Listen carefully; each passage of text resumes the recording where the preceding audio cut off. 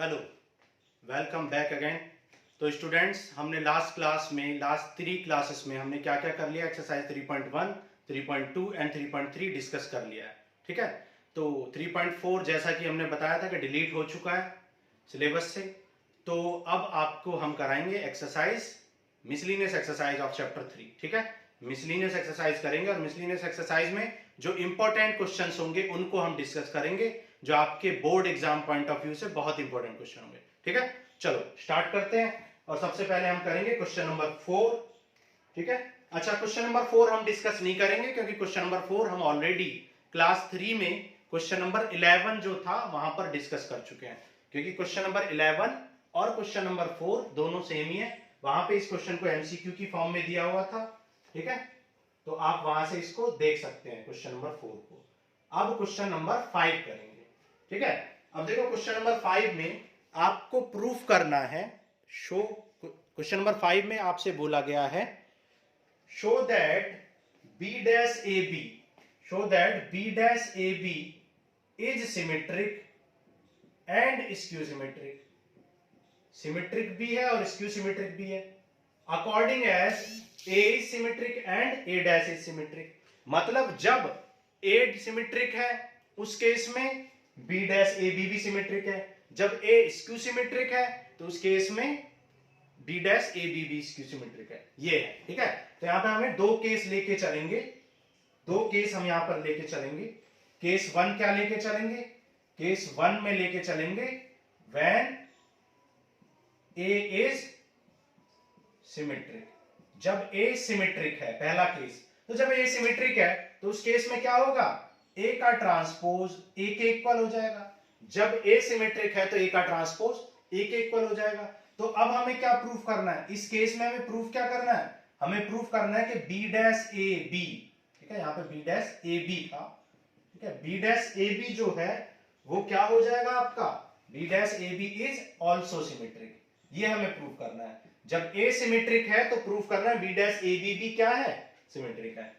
ठीक है, तो देखो करते हैं। सिमेट्रिक प्रूफ करने के लिए हम क्या करते हैं? इसका ट्रांसपोज करेंगे। ठीक है, इसका डैश करेंगे। लेकिन हम जानते हैं कि ए बी सी का होल ट्रांसपोज इक्वल होता है C transpose into B transpose into A transpose के। तो इसको हम क्या लिख सकते हैं? B transpose into A transpose into B transpose पे ऑलरेडी ट्रांसपोज है तो उसका भी ट्रांसपोज। ठीक है, ए बी सी का transpose C transpose into B transpose into A transpose. ऐसे यहां पे क्या होगा? B transpose into A transpose into B dash का ट्रांसपोज, बी डैश का ट्रांसपोज। ठीक है, और हमने एक और प्रॉपर्टी पढ़ी थी कि दो बार अगर किसी चीज का ट्रांसपोज कर दें तो वो रिवर्स हो जाता है, अपने ओरिजिनल मैट्रिक्स में आ जाता है। आप सोच सकते हो भाई ट्रांसपोज का मतलब क्या होता है? रो को कॉलम में चेंज करता। जब रो को आप कॉलम में चेंज कर दोगे और फिर दोबारा ट्रांसपोज करना है तो कॉलम फिर से रो में चेंज हो जाएगा। इसका मतलब आपको ओरिजिनल मैट्रिक्स मिल जाएगी। ठीक है, तो बी डैश का होल डैश यानी डबल डैश इसके इक्वल आ जाएगा बी डैश के। तो ये आ गया बी डैश ए डैश बी। लेकिन हम कौन सा केस लेके चल रहे हैं? When A is transpose, A is symmetric, that is जब ए सिमेट्रिक है तो हम क्या कह सकते हैं? जब ए सिमेट्रिक है तो हम क्या कह सकते हैं? ए का ट्रांसपोज ए के इक्वल है। तो हम ए के ट्रांसपोज को यानी ए डैश को हम क्या लिख सकते हैं? देखो ट्रांसपोज और डैश दोनों एक ही चीज है। ठीक है, कंफ्यूज होने की जरूरत नहीं है। कहीं कहीं ट्रांसपोज होता है, यूज होता है, कहीं डैश यूज होता है। ठीक है, चलो हम सब जगह पे ट्रांसपोज ही यूज कर लेते हैं। ठीक है, जिससे कंफ्यूजन ना हो आपको। तो यहां पर देखो ए का ट्रांसपोज ए के इक्वल हो जाएगा क्योंकि गिवन है कि ए सिमेट्रिक है। तो आप ए के ट्रांसपोज को क्या लिख सकते हो? ए लिख सकते हो। तो आपने देखा कि बी, क्योंकि क्या देखा आपने कि बी का ट्रांसपोज इंटू ए बी का होल ट्रांसपोज आपका किसके आ गया है? Same B to B T A B के इक्वल आ गया है। मतलब इसका ट्रांसपोज इसी के इक्वल आ गया है। तो हम कह सकते हैं hence B transpose A B is symmetric. B transpose A B symmetric. ठीक है, ये केस नंबर 1 हो गया। फिर केस नंबर 2 में क्या है? ठीक है, नोट करना है, स्क्रीनशॉट लेना, ले लो। फिर हम इसी को हम केस नंबर 2 में कन्वर्ट कर देंगे। तो देखो इस केस नंबर 2 में क्या बोला है? केस नंबर 2 में बोला when A is skew symmetric. अब केस 2 में यहां पर स्क्यू सिमेट्रिक है। जब ए स्क्यू सिमेट्रिक है तो हम जानते हैं कि ए का ट्रांसपोज माइनस ऑफ ए के इक्वल आ जाएगा। तो बी डैश ए बी को क्या प्रूफ करेंगे? अब हम बी डैश ए बी को स्क्यू सिमेट्रिक करेंगे। और स्क्यू सिमेट्रिक करने के लिए क्या लाएंगे, नेगेटिव लाएंगे। देखो कैसे, बी ट्रांसपोज ए बी को सब चीज वही रहेगी, सारा कुछ सेम रहेगा, लेकिन ए ट्रांसपोज की वैल्यू माइनस ए पुट कर देंगे। तो इस ए ट्रांसपोज की जगह पे क्या पुट कर देंगे, माइनस ए, और ये माइनस बाहर आ जाएगा। ठीक है, ये माइनस यहाँ पर बाहर आ जाए तो ये क्या आ जाए, बी ट्रांसपोज ए बी। तो आपने देखा कि बी ट्रांसपोज ए बी का transpose negative of B transpose A B के इक्वल आ गया। मतलब इसका ट्रांसपोज इसके इसके नेगेटिव के इक्वल आ गया। इसका मतलब क्या है, ये एक क्या है, स्क्यू सिमेट्रिक मैट्रिक्स है। ये क्या है, स्क्यू सिमेट्रिक, क्योंकि नेगेटिव के इक्वल आ गया। ठीक है, तो ये केस 2 था। आगे समझ में, क्वेश्चन नंबर 5 केस 2। ठीक है, बहुत इंपॉर्टेंट क्वेश्चन है ये, अच्छे से इसको करो, प्रैक्टिस करो इसकी। आगे चलते हैं।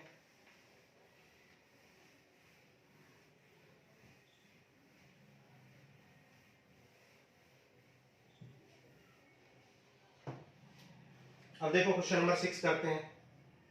क्वेश्चन नंबर 6 में आपको एक्स वाई जेड फाइंड करना है और आपको एक मैट्रिक्स गिवन है 0 2 y z x y minus Z और x माइनस वाई जेड।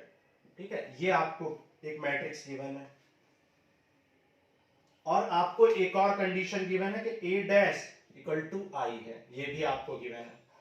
तो आप a डैश निकाल लो। तो a डैश कैसे निकालते हैं, रो को कॉलम में लिख देते हैं। इस रो को कॉलम में लिख दो 0 2 y z x y minus Z, इस रो को कॉलम में लिख दो x माइनस वाई जेड। ठीक है, तो अब a डैश भी निकल चुका है और a तो ऑलरेडी गिवन था ही, और I तो हमारा क्या होता है, आइडेंटिटी मैट्रिक्स होता है, यूनिट मैट्रिक्स होता है। ठीक है, तो पुट कर दो a डैश की value 0 x x 2 y y minus y z minus z z. ठीक है, a की वैल्यू भी पुट कर दो 0 2 y z x y minus z x minus y z, multiply कर लेंगे।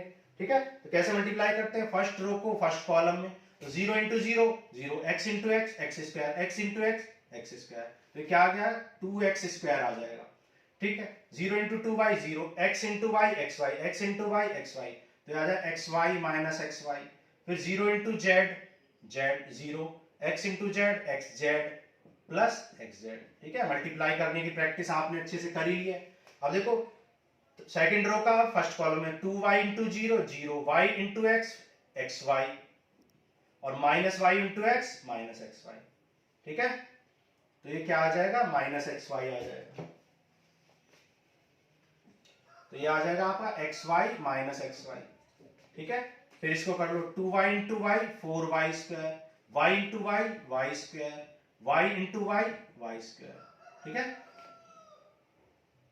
ओके। अब थर्ड में कर लो, ये आ जाए 2yz फिर प्लस yz और माइनस yz, तो yz से yz कैंसिल, xz से xz xy से xy xy से xy।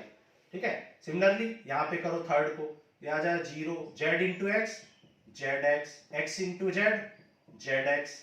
ठीक है, फिर इसको करो, ये आ जाए 2yz minus yz plus minus zy। ठीक है, तो हमने क्या किया, थर्ड रो को फर्स्ट कॉलम में किया, z को 0 में 0 z into x minus z x z into x z x. अब सेकंड रो में करेंगे z into 2z 2yz minus z into y minus z y. ठीक है, z into minus y z into minus y minus y z आ गया। ठीक है, तो वाई जेड से वाई जेड कैंसिल हो जाए। अब z into z z square minus z into minus z plus z square और z into z z square. ठीक है, तो अब देख लो क्या आ गया यहाँ पर, ये आ गया 2x स्क्वायर, ये सब तो 0 आ गए, ये आ गया 6y स्क्वायर और ये आ गया 3z स्क्वायर, और इक्वल्स टू में आपको क्या दे रखा है, आइडेंटिटी मैट्रिक्स गिवन है। इक्वल टू में आपको एक आइडेंटिटी मैट्रिक्स गिवन है।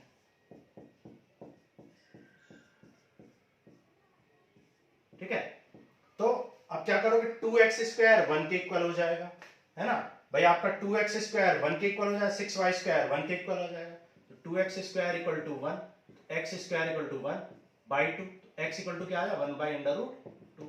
सिमिलरली 6y स्क्वायर कितना आ जाएगा, 6y स्क्वायर आपका किसके इक्वल आ जाएगा 1 के, तो y square equal to 1 by 6, तो y इक्वल टू क्या आ जाएगा 1 by under root 6। Similarly z square equal to क्या आ जाएगा, plus minus 1 by under root 3, क्योंकि 3z स्क्वायर किसके इक्वल है 1 के। ठीक है, तो ये x आ गया, ये y आ गया और ये आपका z आ गया। ठीक है, x y z हमने फाइंड कर लिए। ओके, ये क्वेश्चन नंबर 6 था। आगे चलें, आगे चलते हैं, क्वेश्चन नंबर 7 करेंगे।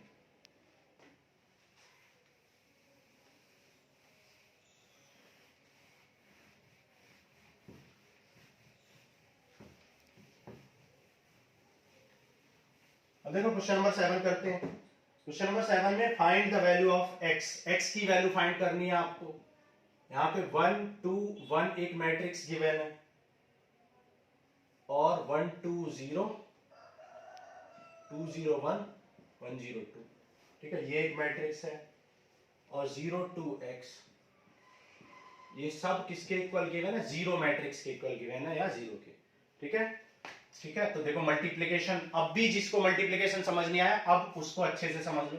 देखो ये 1 रो है और कॉलम कितने? 1 2 3 कॉलम्स है। यहाँ पे देखो 3 रोज हैं और 1 2 3 कॉलम्स हैं। यहाँ पे देखो 1 2 3 रोज हैं और 1 कॉलम है। ठीक है, तो क्योंकि इसमें 3 रो है 3 कॉलम है तो इनका मल्टीप्लिकेशन पॉसिबल है, क्योंकि ये दोनों इक्वल है तो पॉसिबल है। और मल्टीप्लिकेशन होने के बाद जो आंसर आएगा वो 1 क्रॉस 3 में आएगा। 1 क्रॉस 3 में आएगा। 1 क्रॉस 3 का मतलब क्या है? एक रो होगी और 3 कॉलम होंगे, एक रो होगी और 3 कॉलम होंगे। 1 क्रॉस 3।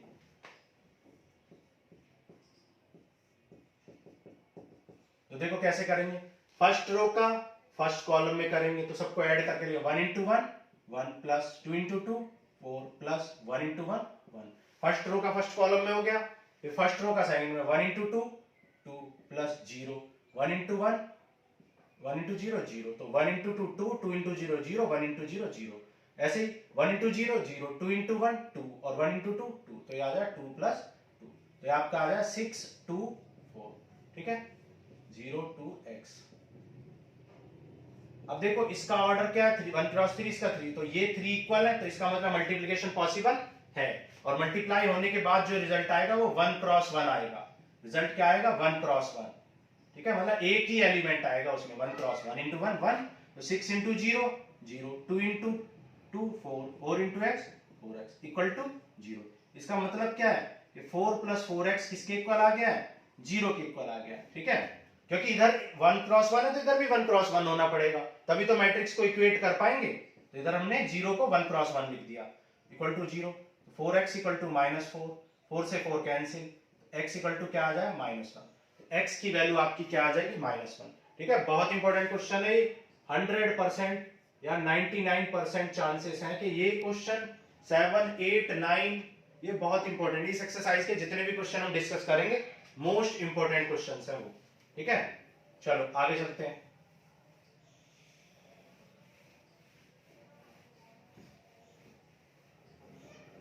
ठीक है, अब देखो क्वेश्चन नंबर 8 मैं आपके लिए छोड़ता हूं क्योंकि ऐसे क्वेश्चन हमने बहुत सारे कर रखे हैं। एक्सरसाइज 3.2 में ऐसे बहुत सारे हमने क्वेश्चन किए हैं। ठीक है, चलो आगे चलते हैं, क्वेश्चन नंबर 9 करेंगे। ठीक है, क्वेश्चन नंबर 9। चलो क्वेश्चन नंबर 9 भी आपको ही करना है क्योंकि क्वेश्चन नंबर 7 और 9 आप देख सकते हो बिल्कुल सेम टू सेम है, सिर्फ नंबर्स चेंज कर दिए हैं। ठीक है, चलो क्वेश्चन नंबर 11 करते हैं। अब क्वेश्चन नंबर 11 में आपसे बोला है x एक मैट्रिक्स है और ये है 1 2 3 4 5 6। x एक मैट्रिक्स है, ये 1 2 3 4 5 6 और ये है -7 -8 -9 और 2 4 6। x क्या है? एक मैट्रिक्स है। अब देखो ये क्वेश्चन बहुत सारे बच्चों को परेशान करता है। बहुत सारे बच्चे तो क्या करते हैं, x को इंटू कर देते हैं, x इंटू 1 x इंटू 2। ठीक है, तो ऐसा नहीं होने वाला क्योंकि क्वेश्चन ने बोला है x is a matrix. x एक मैट्रिक्स है, x एक स्केलर नंबर नहीं है, मैट्रिक्स है। तो देखो बिल्कुल ध्यान से समझना है इस क्वेश्चन को। इसमें कितनी रो है? 2 रोज है। कितने कॉलम है? 3 कॉलम्स है। इसमें देखो कितनी रोज है? 2 रोज है। कितने कॉलम है? 3 कॉलम्स है। ठीक है, इसमें देखो कितनी रो है। अब देखो इसमें आपको सोचना पड़ेगा कितनी रो है। मैं आपको बार बार बताता हूं कि इनका मल्टीप्लाई तभी हो सकता है जब जितने इसमें कॉलम हो, रो हो, उतने इसमें कॉलम होने चाहिए। इसका मतलब इसका ऑर्डर क्या आएगा? इसका ऑर्डर में 2 कॉलम होंगे। और मैंने आपको बताया है कि जब मल्टीप्लाई हो जाएगा तो ऑर्डर, ये ऑर्डर कब आएगा? 2 क्रॉस 3 कब आएगा? जब यहां पर 2 हो और यहां पर 3 हो, तभी तो ऑर्डर 2 क्रॉस 3 आएगा, क्योंकि इक्वल में ऑर्डर क्या है 2 क्रॉस 3, तो इनका जब मल्टीप्लाई हो जाएगा तो आंसर क्या आना चाहिए 2 क्रॉस 3 आना चाहिए, जो कि कब आएगा जब यहाँ 2 होगा यहाँ 3 होगा, तभी तो 2 क्रॉस 3 आएगा, है ना। और यहाँ पर 2 और 2 सेम होने चाहिए, इसका मतलब यहाँ 2 आएगा और यहाँ भी 2 आएगा, तभी तो 2 क्रॉस 3 रिजल्ट आएगा, और 2 क्रॉस 2 होने पर मल्टीप्लाई हो पाएगा। इसका मतलब x जो है वो 2 क्रॉस 2 की मैट्रिक्स है। तो आप लेट कर लो, let x is a matrix of let x is a matrix such that x equal to a b c d, हमने 2 क्रॉस 2 की एक मैट्रिक्स लेट कर ली, तो x को अब हम a b c d लिख लेंगे, ठीक है। और ये 1 2 3 4 5 6 और ये है -7 -8 -9 2 4 6, ठीक है। अच्छा अब मल्टीप्लाई कर लो, देखो इसको इसमें मल्टीप्लाई करो तो ये क्या आ जाएगा a प्लस 4b, फिर सेकंड रो में करो 2a प्लस 5b, फिर थर्ड में करो 3a प्लस 6b, ऐसे c plus 4d, c plus 4d, 2c plus 5d, ठीक है। सेकंड रो को कर रहे हैं मल्टीप्लाई 3c प्लस 6d, ठीक है। फर्स्ट रो को पहले 1 कॉलम 2 कॉलम 3 कॉलम में किया, और फिर सेकंड रो को फर्स्ट कॉलम में, सेकंड कॉलम में, थर्ड कॉलम में किया, first column second column third, ठीक है। इस तरीके से इक्वल टू कितना है -7 -8 -9 2 4 6, ठीक है 2 4 6 क्वेश्चन, हाँ ठीक है। अब देखो a प्लस 4b किसके इक्वल है, a प्लस 4b -7 के इक्वल है, a प्लस 4b को किसके इक्वल लिख सकते हैं -7 के, और 2a प्लस 5b किसके इक्वल है, 2a प्लस 5b इक्वल है -8 के, ठीक है। तो इक्वेशन 2 में हम 1 में किससे मल्टीप्लाई कर देंगे, इक्वेशन 1 में 2 से मल्टीप्लाई कर देंगे, तो उससे क्या होगा, इक्वेशन 1 हो जाएगी 2a plus 8b equal to -14, और ये सेकेंड इक्वेशन है। सब्ट्रैक्ट कर दो, माइनस माइनस प्लस कर दो, ये कैंसिल, 8 - 5 3b, 14 - 8 -6, तो b की वैल्यू क्या आ जाए 3 2 जा 6, तो b की वैल्यू आ जाएगी -2, ठीक है। तो b की आपकी वैल्यू क्या आ गई -2 आ गई। अब जब b की वैल्यू आ चुकी है तो इसको उठाकर यहां पे पुट कर दो, दिख रहा है आपको नीचे, ठीक है। तो b की वैल्यू -2 पुट कर दो यहां पर इक्वेशन 1 में, a प्लस 4 इंटू b की वैल्यू क्या है -2 इक्वल टू -7, तो a इक्वल टू क्या आ जाएगा, ये हो जाएगा 4 2 जा 8, तो a की वैल्यू आ जाएगी -7 प्लस 8, a की वैल्यू क्या आ जाएगी 1, तो a आ गया 1 और b आ गया आपका -2, ठीक है। चलो अब आगे करते हैं, देखो अब c वालों को इक्वेट करो, c प्लस 4d किसके इक्वल है 2 के, और 2c प्लस 5d किसके इक्वल है 4 के, ठीक है। तो c प्लस 4d किसके इक्वल है 2 के, और 2c प्लस 5d किसके इक्वल है 2c प्लस 5d 4 के इक्वल है, ठीक है। ये इक्वेशन 3 है और ये 4 है, इसको 2 से इंटू कर लो, जब आप इसको 2 से कर लोगे तो ये आ जाएगा 2c plus 8d equal to 4, और ये 2c प्लस 5d, तो साइन चेंज कर देंगे, साइन चेंज करेंगे तो ये कैंसिल हो जाएगा, ये भी कैंसिल हो जाएगा, तो ये d की वैल्यू क्या आ जाएगी 0, ठीक है। -3d इक्वल टू 0, तो 3d इक्वल टू 0, तो d इक्वल टू भी 0 आ जाएगा, ठीक है। जब d की वैल्यू 0 आ गई तो उसको इक्वेशन 3 में या 4 में पुट कर दो, तो यहाँ d की वैल्यू 0 रखोगे तो c की वैल्यू क्या आ जाएगी 2 आ जाएगी डायरेक्टली, है ना। d की वैल्यू यहाँ पे 0 पुट करने से c कितना आ जाएगा 2 आ जाएगा, तो c आपका 2 आ गया, तो आपकी मैट्रिक्स आ गई, ठीक है। यहाँ पे लिख लेते हैं मैट्रिक्स क्या आ गई आपकी x मैट्रिक्स, a कितना आया है -2, b 1, c 2 एंड d 0, ठीक है।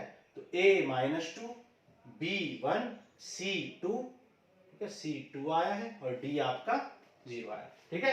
आंसर चेक कर लेते हैं एक बार,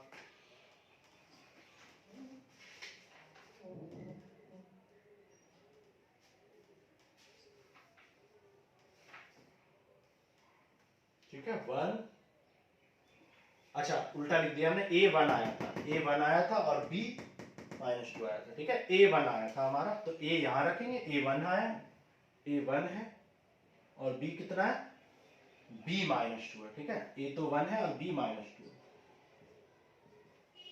और c 2 है और d 0 है, तो a b c d की वैल्यू पुट कर दी और ये आपका आंसर हो जाएगा, ठीक है। चलो आगे चलते हैं,